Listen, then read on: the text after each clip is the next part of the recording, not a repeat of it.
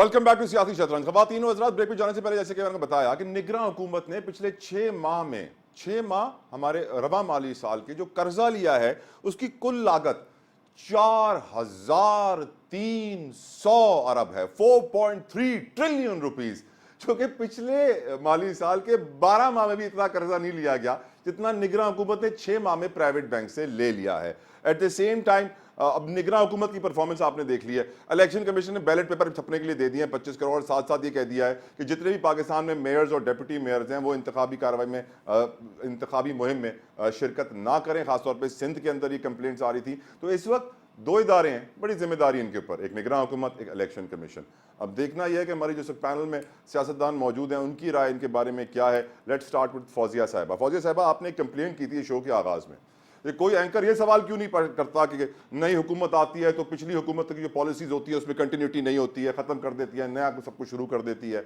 मेरा सवाल आपसे ये है कि निगरान हुकूमत जो कर रही है, मैं क्या नई हुकूमत को कोसूं जब निगरान हुकूमत ने तारीख साज काम कर दिया है?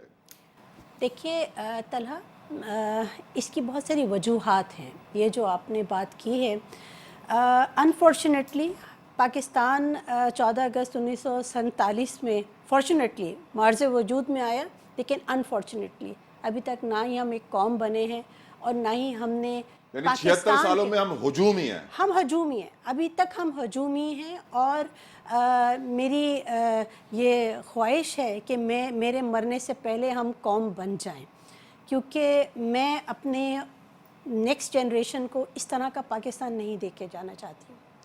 देखिए, हम अगर पॉलिटिकल पार्टीज़, हमने सिर्फ यही करना है, ये जो दो पॉलिटिकल पार्टीज़, जो बड़ी पॉलिटिकल पार्टीज़ की बात हो रही है, ये आपस में इतना लड़ाई झगड़ा कीचड़ एक दूसरे के ऊपर उछाल रहे हैं। तो मिसाके जमहूरियत किसने किया था? इन्हीं ने किया था ना। उस वक्त तो ये बड़े अच्छा बोल रहे थे। तो अब बात ये है कि हम लोगों ने ये एक रिवाज बना दिया है कि जब हमने इलेक्शन में जाना है तो हम एक दूसरे के इतने दुश्मन हो जाते हैं, इतने दुश्मन हो जाते हैं कि हाँ, हर चीज़ भूल जाते हैं। बिलावल साहब तो कहते रहते हैं कि दुश्मनी छोड़ो, इंतकामी कार्रवाइयाँ छोड़ो। बिलावल साहब की भी बातें जो हैं वो मैं जब वो आए थे पॉलिटिक्स में तो मैं समझती थी कि शायद वो कुछ अच्छी चीज़ लेके आएंगे, लेकिन वो भी वही जो उनकी एक वडेराना सोच है वो उसी की अक्कासी कर रहे हैं और कुछ नहीं कर रहे। बात ये है कि कोई भी ऐसी पॉलिटिकल पार्टी आप उठा के देखिए जिसने ये कहा हो कि जी हम लोगों ने ये इस तरह के तरक्याती काम किए, और उसके बाद दूसरी जो पॉलिटिकल पार्टी जो आए, जब उसकी हुकूमत आए तो उसका इतना दिल बड़ा हो कि वो उसकी पहली जो अच्छे काम किए उसको कहे कि हाँ इन्होंने अच्छा किया, हम इसको पॉलिसी को कंटिन्यू करते हैं। मुझे नहीं पता कि ये डेमोक्रेसी कब तक आएगी, हम कब मेच्योर होंगे, क्योंकि हमने तो सिर्फ यही काम करना शुरू कर दिया है। आप ये देखिए कि एक MNA अपने हल्के में जाता है और वो कहता है जी मैं आपकी गलियां साफ करा दूंगा, मैं आपको नौकरियां दिलवा दूंगा, आपके स्कूल ठीक करा दूंगा। क्या ये किसी MNA का काम है?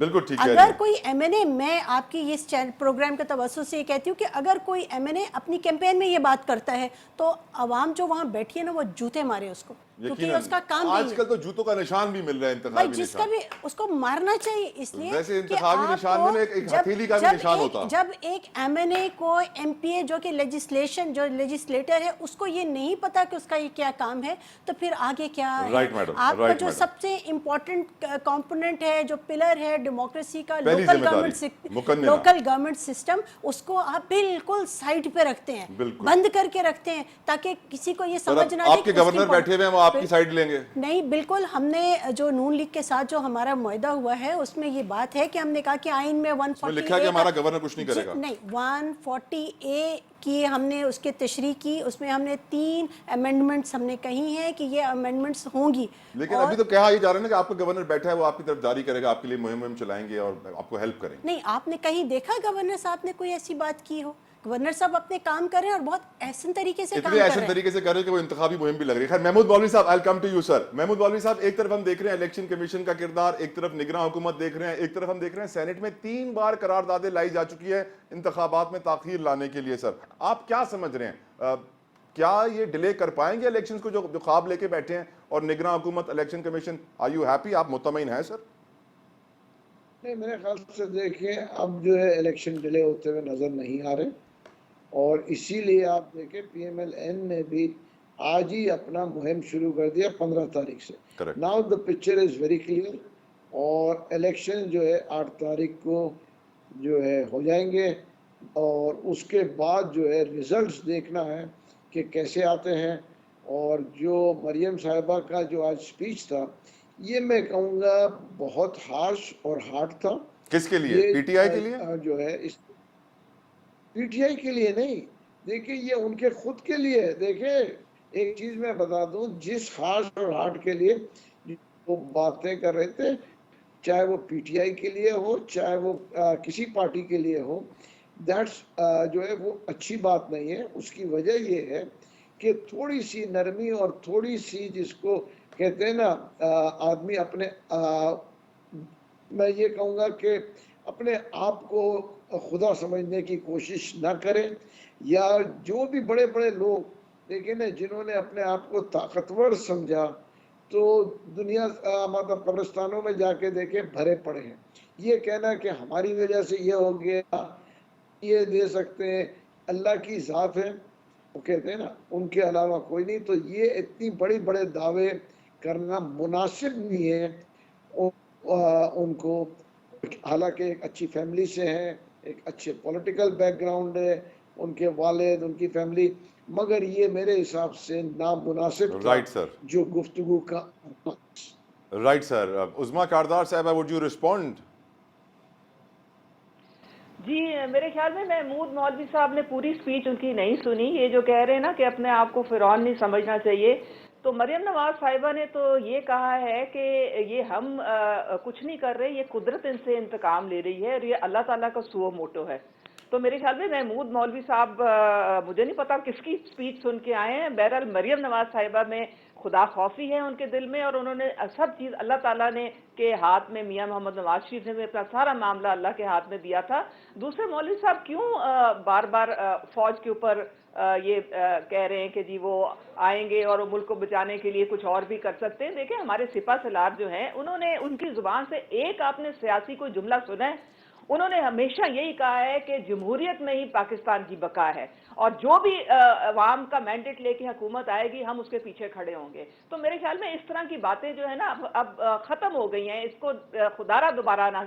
और बाकी बैरिस्टर साहब जो है, देखें मुझे इनके गमजदा होने की समझ आती है। बिलावल साहब समझ रहे थे जी मैं पीएम बन जाऊंगा, वो मियां मोहम्मद नवाज शरीफ के आने के बाद उनको सारी उम्मीदों में पानी फिर गया। अब वो कराची में क्या तीर मारा था जो वो अब पंजाब में आके तीर मारने की कोशिश कर रहे हैं। यहाँ पे अगर वो कहते हैं ना कि मैं लाहौर को कराची बना दूंगा तो जूते पड़ेंगे उनको। वो समझ लें कि यहाँ पे तो उनके जमानतें जब्त हो जाती हैं। टोटल मेरे ख्याल में 30-40 लोगों ने तो इनके पेपर्स जमा करवाए हैं, और रोना पिटना पता नहीं इन्होंने क्यों इतना डाला हुआ है। और जो ये 2008 की और 2013 की कंपैरिजन दे रहे हैं ना बैरिस्टर साहब, तो इनको ये भी बता दें कि इनके जमाने में 2008 से 13 तक 20%, 20% इन्फ्लेशन थी। मियां मोहम्मद नवाज शरीफ के जमाने में 13 से लेके 18 तक सिर्फ 4% इन्फ्लेशन थी। और फिर उसके अलावा ये जो शहबाज शरीफ की जो बातें कर रहे हैं, क्या ये भूल गए कि इनके पास 10 वजारतें थी पिछली हुकूमत में? और ये क्या ये भूल गए कि ये जो आप बिलावल ने खुद पार्लियामेंट के फ्लोर पे खड़े होकर कहा था कि शहबाज शरीफ हमारे ज्यादा पीएम लगते हैं, बाकियों के कम लगते हैं। तो ये ना भूलें कि ये मुश्तरका एक हुकूमत थी, और कल को भी शायद हमें इकट्ठा बैठना पड़ जाए। तो जरा बिलावल साहब को समझा दें, उनके वालिद को समझा के थक गए हैं, लेकिन उनको समझ नहीं आती कि भाई बेटा नंबर गेम नहीं है हमारे पास, हम हुकूमत नहीं बना सकते हैं, आप ना तजर्बाकार हो, आपको और ट्रेनिंग की जरूरत है, जरा सब्र से बात किया करो। तो ये इस तरह से जो लोगों को ट्रक की बत्ती के पीछे लगाना और इस तरह की बात, और लाडला तो बिल्कुल है, मियां मोहम्मद नवाज शरीफ लाडले हैं, कौम के लाडले हैं, अवाम के लाडले हैं। और 21 अक्टूबर को इसको सबको आपको नजर आ गया था मीनारे पाकिस्तान पे जो कौम के कितने लाडले हैं। Right madam. बैरिस्टर साहब, वुड यू रिस्पॉन्ड सर? देखिए एक तो मैं गिला ये करूंगा कि हम लोग 4 पार्टिसिपेंट्स हैं जी सर, लेकिन खवातीन हमारी 2 हैं जी सर, और उनसे हम ज़्यादा सॉफ्ट तवक्को रखते हैं गुफ्तगू की। दोनों ने कहा कि जूते मारे, मतलब दोनों ने ये इस्तेमाल किया पुरतशद्दुद लफ्ज़, क्योंकि मैं उनसे तवक्को नहीं करता, लेकिन बहरहाल अल्फाज का चुनाव उनकी मर्जी है। वो कर लें। और कारदार साहिबा ने तो 2 कदम आगे बढ़ के अपनी हैसियत से भी एक लीडर के बारे में ये गुफ्तगू की जो ज़ेब नहीं देती। मैं फिर, क्योंकि मैं बार-बार कह रहा हूँ कि हम नफ़रत और तक़सीम की सियासत नहीं चाहते हैं, हम इंतकाम की सियासत नहीं चाहते हैं, हम बदज़ुबानी नहीं चाहते। जिसका आगाज़ PMLN ने 80 की दहाई में पाकिस्तान के अंदर किया और जिसे बामे अरूज पे इमरान खान और उनकी जमात लेके गई। हमारे ऊपर जो अल्लाह का करम है कि लोगों ने हमारी मुफ़ाहमत, हमारी जमहूरी जद्दोजहद, हमारी हमेशा अच्छी गुफ्तगू, हमारा दोस्तों के दरमियान ब्रिज बनना, पाकिस्तान के इदारों के ख़िलाफ़ कभी किसी किस्म की साजिश ना करना, उन पे हमलावर ना होना, ये हमारी लेगेसी है 6 दहाइयों की। हम उसी पे चलेंगे। मैं समझता हूँ कि कौन क्या है, किसने क्या किया, वो सबको पता चल गया। 3 महीने से चेयरमैन बिलावल भुट्टो कैंपेन चला रहे हैं, सारे सूबों में गए हैं, उनकी सारी तकरीरें रखें और आज की एक तकरीर रखें, आपको पता चल जाएगा कौन शोले उगल रहा है, कौन आग जलाना चाहता है, कौन इंतकाम लाना चाहता है, कौन मुल्क को तकसीम करना चाहता है, राइट सर। कौन मुल्क में नफरत ले आना चाहता है, कौन मुल्क के अंदर तशद्दुद को लागू करना चाहता है। वो एक सेकंड में पता चल जाएगा। बाकी कौन ट्रेंड है, कौन ट्रेंड नहीं है, सबको पता है।